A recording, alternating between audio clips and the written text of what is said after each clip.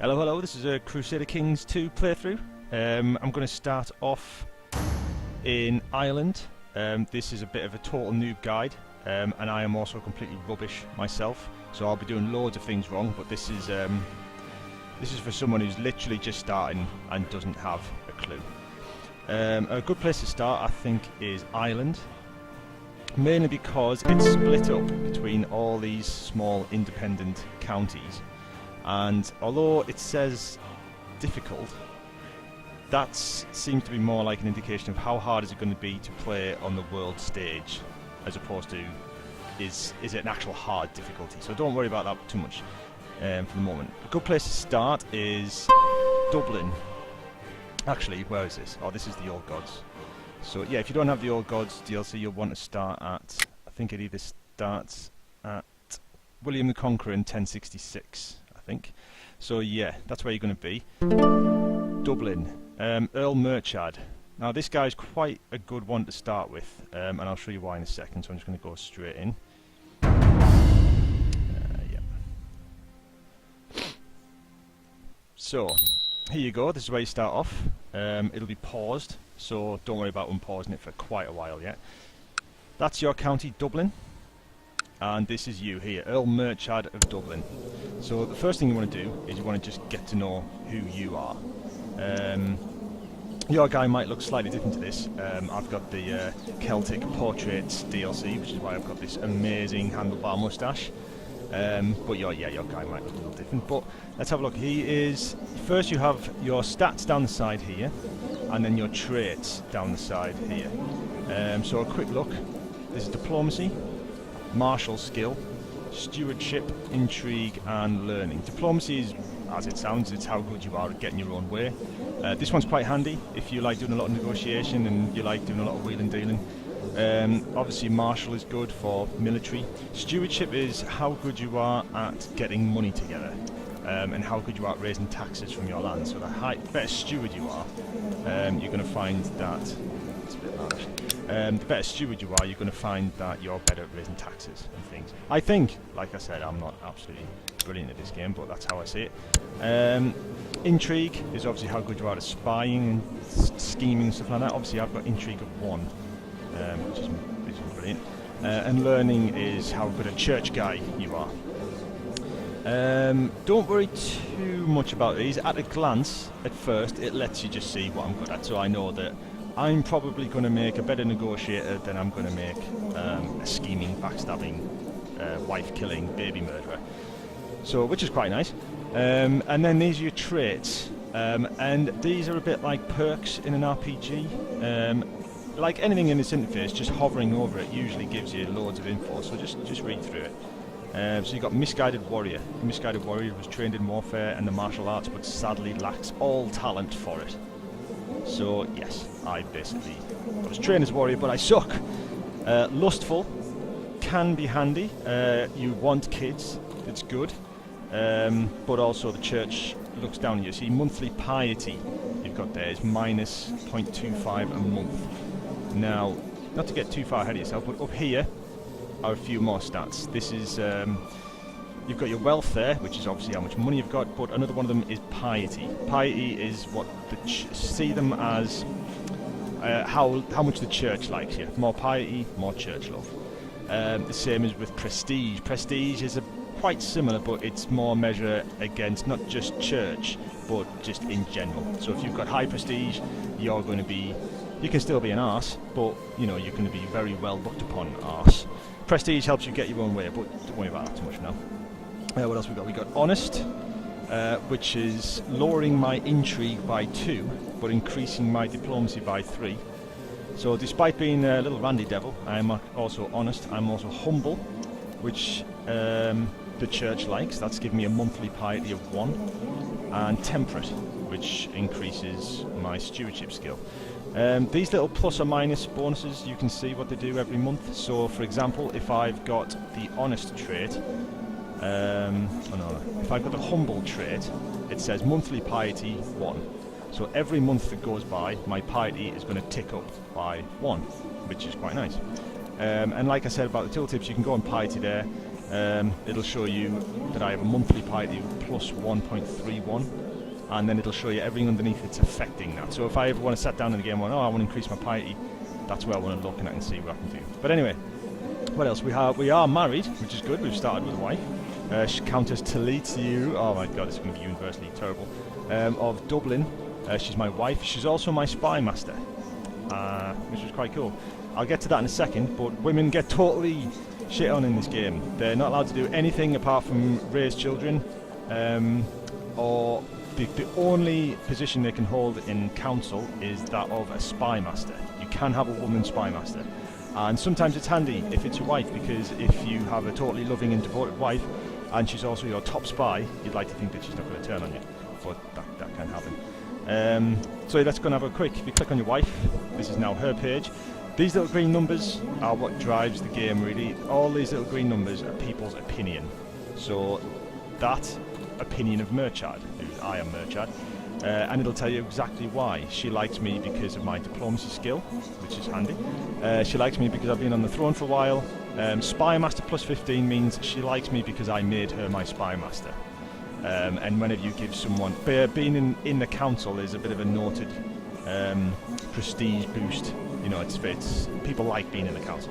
So if you give them a job on the council, they're going to like it. She chaste versus lustful. Now what you get in these traits here is they counter each other. So if you've got a lustful character and she's chaste, which is the polar opposite to lustful. So basically I am up for it and my wife is quite clearly not, which does affect our relationship somewhat. -10. We are both temperate, which is good, so we see eye to eye there. And marriage ties plus 30, obviously we've been married a while. So we're actually plus 55, that's not too bad. Bearing in mind that when you get married in this game, it's quite common that your wife has had very little to do with the decision to get married, so she may well completely hate you. But plus 55, that's a pretty good start.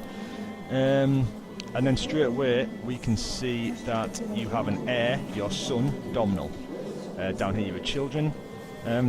You can go, I mean, you know, you can get right into this, you can go into your family tree and you can see absolutely everybody, but just for the time being, you just need to concern yourself with the principal characters. So who's your wife, who's your heir, and then are your parents alive? Yes, my wife is dead, sorry, my mother is dead. She died 16 years ago, died a natural death.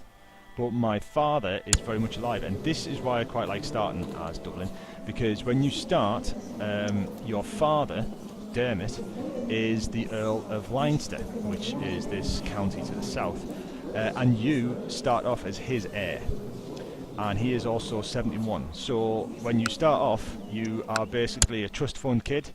You are quite happily in control of your own little county, and in any time from one day to several years, but not too far in the future, unless something happens, because it can happen, your father is going to die and you are going to inherit Leinster, and that will mean you now have two counties. Now if you look at Ireland, you can see that it's all, there are loads of, I'm not going to confuse you with too many screens, but there are loads of screens that show you how these split up properly. For example, if you zoom out, it's quite handy, because all of a sudden you get, like, you can see France and England and stuff like that. Scotland is pretty formed. There's loads of little bits that aren't quite part of it. Both Wales and Ireland are all independent counties.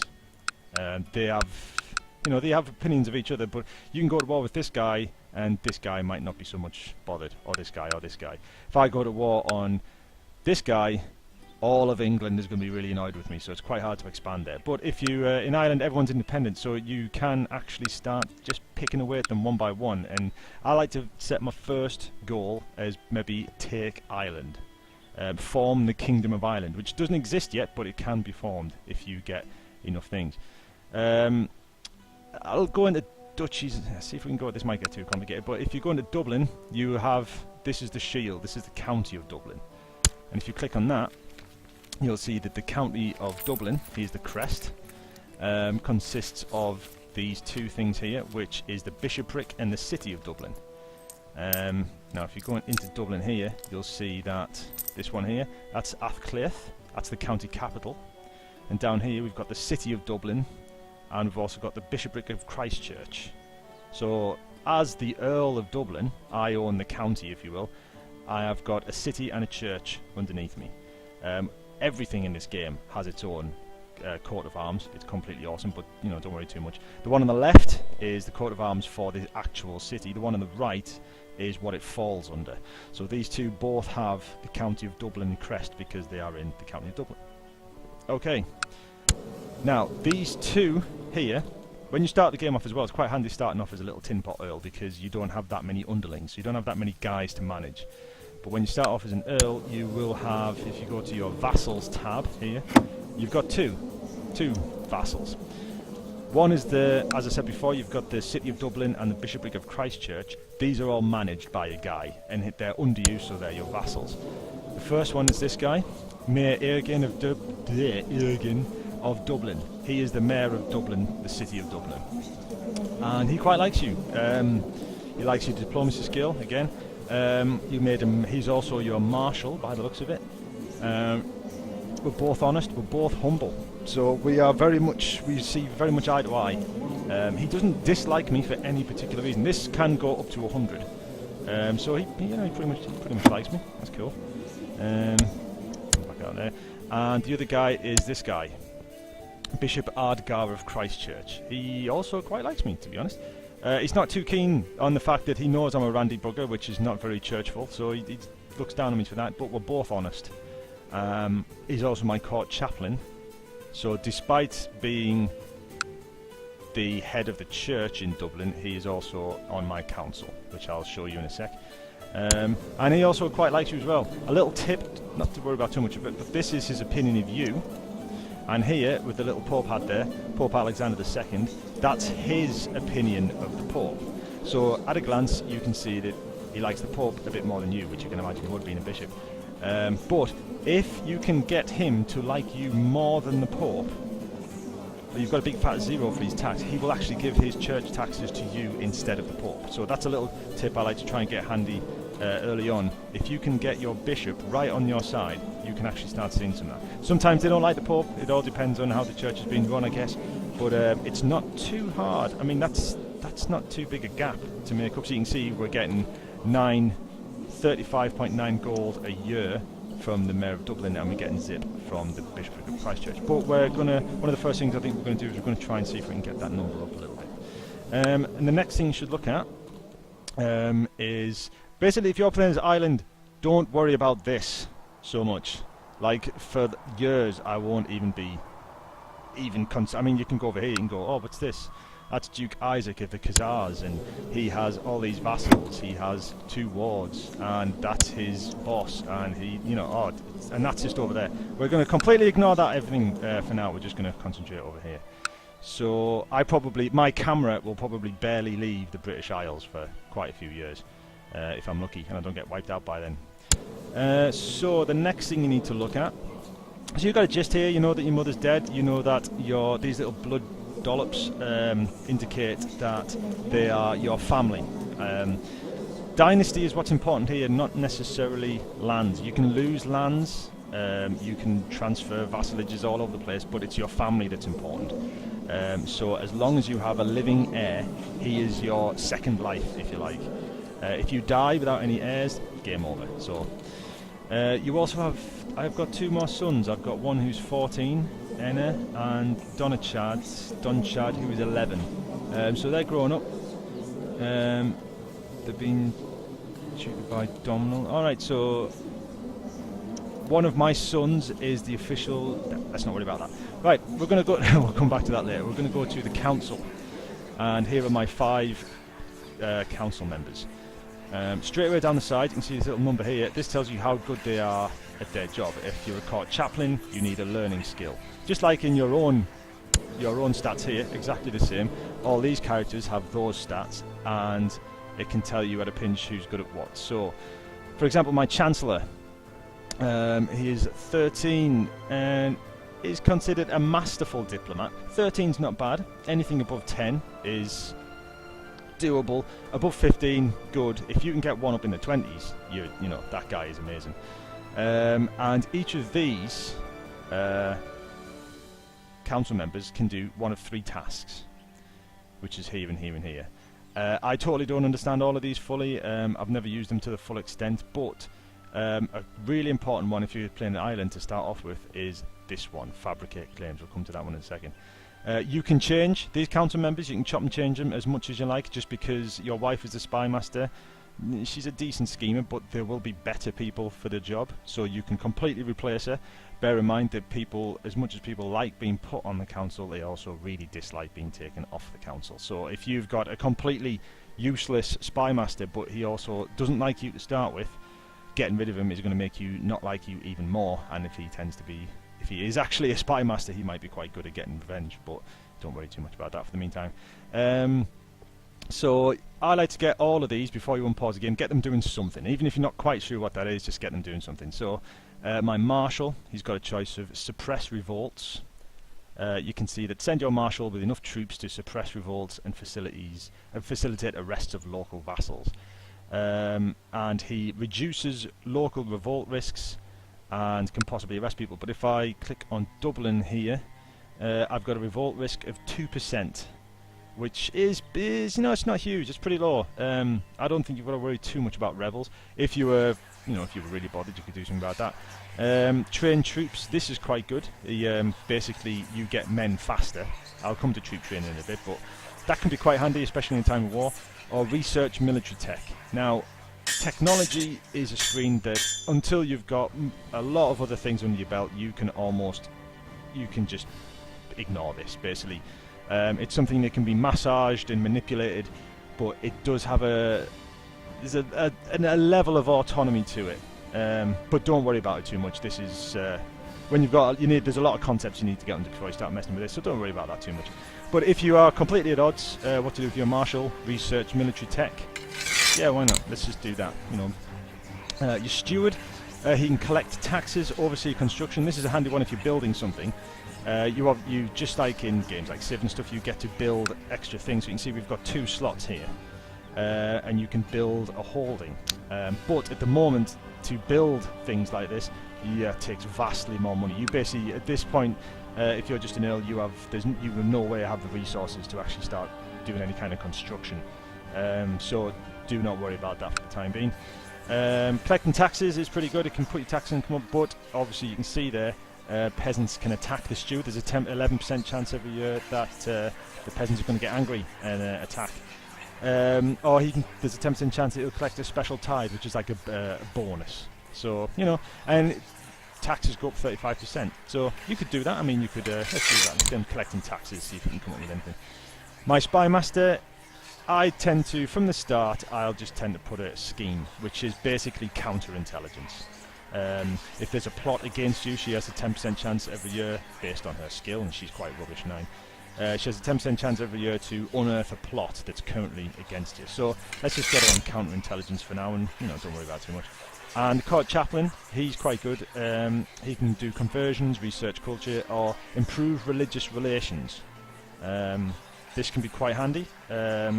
He basically goes to the next county and has cups of tea with the vicar, and they get on better because of it. It's basically just a general improvement in relations. It can be pretty handy. Or we can research cultural tech, and that is conversions. So, yeah, I guess. Well, let's improve religious relations with Leinster, just for the sake of it. Even though Leinster is going to be ours soon, we'll just do that just for the sake of it. So there, we've got our council members busy, apart from this top one. I'm going to come back to him in a few minutes. And then these little tickers up here, they're telling you little alerts. So unmarried heir, you hover over it. Domhnall should get married. Domhnall is my son and heir, and he's not married. He's 19, so it's not too bad. He's still pretty young. But you need to get this guy married to someone good. If you don't have to, you can totally leave him unmarried if you like. That's not a problem. What a nice young man my son is. He's a genuine. Oh, and he's a very, very talented steward as well. I think when I die and he takes over, he's going to be very good at pulling the money in. But he does not have a cruel bone in his body. He's got an intrigue of 0. This is quite good. He's very trusting. He's chaste. He's not up for it as much as I am. He's quite good. I don't think I'm going to get any trouble with him. These two, however, cynical. My two youngest sons are also quite decent guys, to be fair. The content. This is a good one. If your sons, who aren't your heir, they're pretenders, they can be troublemakers. If they're content, that basically means they're, you know, they're not bothered. I don't think I'm going to get too much trouble from my kids. They seem like a pretty decent bunch. This could all change. My brother, he could be, yeah, he's cruel, he's zealous, he's ambitious, and he's envious. This guy's going to be an arse. Yeah, I'm going to have to watch out for him. He has no claims or titles, so he can't get his hands on anything, but he's a very jealous bugger. He could be trouble somehow. For example, if he killed me, he wouldn't get anything because my heir is him. So he may maneuver, he may try and do things, I'm not sure. I'll keep my eye on him. He's one to watch. So yeah, where were we? My unmarried heir. I'm going to come back to him in a second. I'm not going to worry too much. You can dismiss them, or I like to leave them up there. They can be a nice little reminder. Also, pick an ambition. Now, that is what this little button here is. Again, it's optional. Like a lot of options in this game, you don't have to click them. Things won't stop if you don't. There is a level of, like I said, autonomy where things will just not take care of themselves, but things won't just collapse if you forgot to.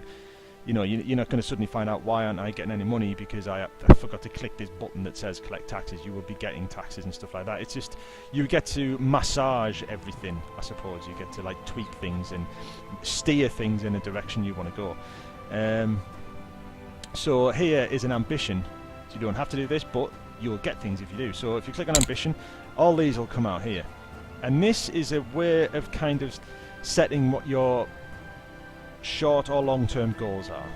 So a lot of the time, I'm married, but a lot of the time one of the easiest ambitions, there'll be one called get married, which is the easiest ambition, because you can set your ambition to get married and then instantly get married and you'll get a bonus. But for now we're already married, so I like to think, let's set one that's achievable in the near future. Improve diplomacy. Earl Murchard wants to improve his diplomacy since it is poor, lower than 8. If I do this, success condition, I need to get diplomacy of 8. And if I do this, I will gain 100 prestige. My prestige is currently 20, so that'd be quite good. I'll get a lot of prestige if I increase my diplomacy.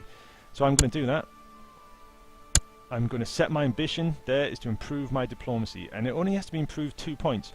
One, when that's your ambition, you'll find that events will occur. Your character will try to trigger events that give you the possibility to increase this. So you'll get a lot of diplomatically associated events cropping up. So that can be quite a good one. So I want to increase my diplomacy. I'm quite a good guy. It looks like me and my family are quite peaceful rulers, but that could all change. Okay, so we've got our advisors doing something here. We know who our family is.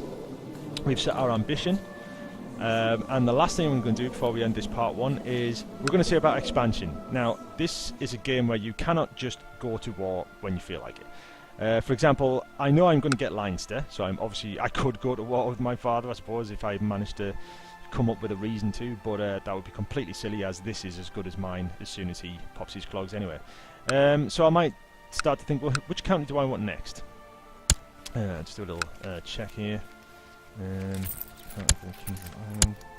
Excuse me. Still, this is a really powerful interface, but you can still find yourself hopping around a little bit. The Duchy of Tara. Now here. This, obviously, what I did was a bit complicated there. I'll just start again. If I click here, the County of Dublin, that brings up this sheet. That is here. Now these go up. I've got the County of Dublin, which is part of this, which is part of this, which is part of this. So you've got Dublin on the left. Dublin, the County of Dublin, is part of the Duchy of Tara. So if I click on here, that's the Duchy of Tara.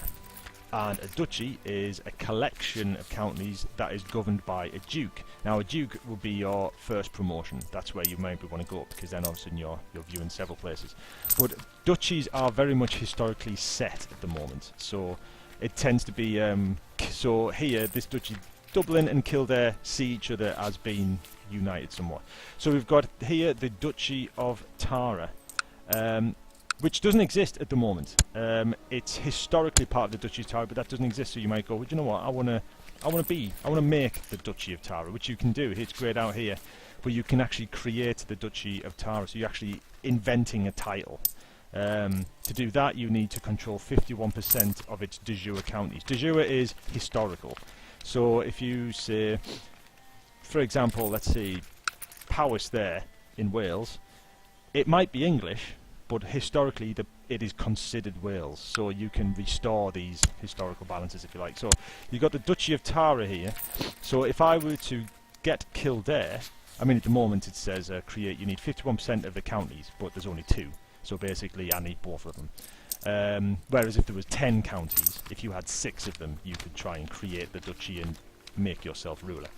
So that's the Duchy of Tara, which in turn is part of the Kingdom of Ireland, which in turn is part of the Empire of Britannia. But obviously we're a lot lower level than that at the moment. So that would be a good one to go for next, I think, if we were looking at the Duchy of Tara, possibly make ourselves a duke. We might get there. You can do this again with Leinster, for example. So let's go on the County of Leinster. County of Leinster is part of the Duchy of Leinster, which is Leinster and Ossory. So yeah, I'm going to have this one and this one, and these 2 are a part of a duchy, and these 2 are part of a duchy. So I might, yeah, I've got a few choices here, but I'm going to set my eyes on Kildare, I think, because he could be somewhat of an immortal Highlander, end up living till 80, and I don't want to twiddle my thumbs for that long. So I'm going to go after Kildare. I want Kildare. I've decided to take it. Right now, this will be a stalemate. We have 1 county each, with probably no allies set up. We would go together, nothing would happen. I wouldn't have the volume of men. I wouldn't outnumber him enough to just take it.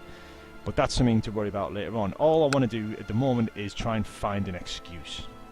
For example, if you click on a county, this is Earl Concobar. Nice. He's 52. He owns the County of Kildare.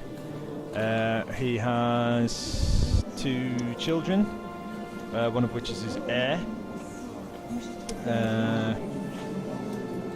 He's a bit of a churchman. He's got some nice stats there. He's quite decent. Don't worry about that too much.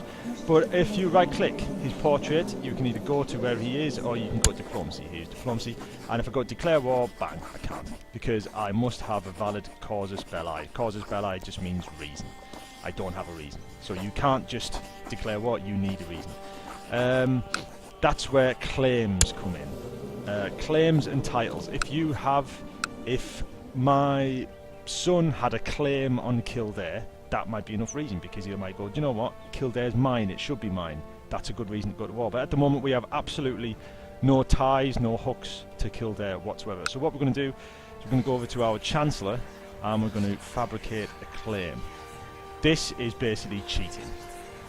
You are going to send your Chancellor into that county and you are going to attempt to forge documents, do whatever you can, and you're going to fabricate a claim. This is the easiest way to start a war in Ireland. This way, just because it annoys people, because when you use it, everyone knows it's bullshit. But you've got the paperwork in order, so you know they just have to like it. So if you fabricate a claim on Kildare, you'll probably know this. He does it. The only reason he likes me is because of my state diplomacy, and that's about it. But he will get pissed off at me. But you know that's going to happen. We're going to take all your land, so you know he's going to get upset. So what we're going to do is we're going to go to Chancellor here. I'm not going to pronounce that. I am going to actually. Ed Al Flatterbeth. No. Right, we're going to send Eddie to fabricate claims in Kildare. Now you'll see that he has a 10% chance to be successful here every year. So every year he's got a 10% chance. So he could do it tomorrow, but chances are this could take quite some time. But we're not too worried about that. We're going to sit back and relax because we've got another county coming to us soon. And then we're just going to see what happens. If as soon as he dies, your father, we're going to have 2 counties here, which means we're going to have twice the amount of men. Then we're going to outnumber his men, hopefully 2 to 1, which might be enough of a force to invade. But we're also going to maybe think about getting some mercenaries on there. So yeah, in part 2 we're going to actually think about unpausing the game and kicking off some events. So see you then.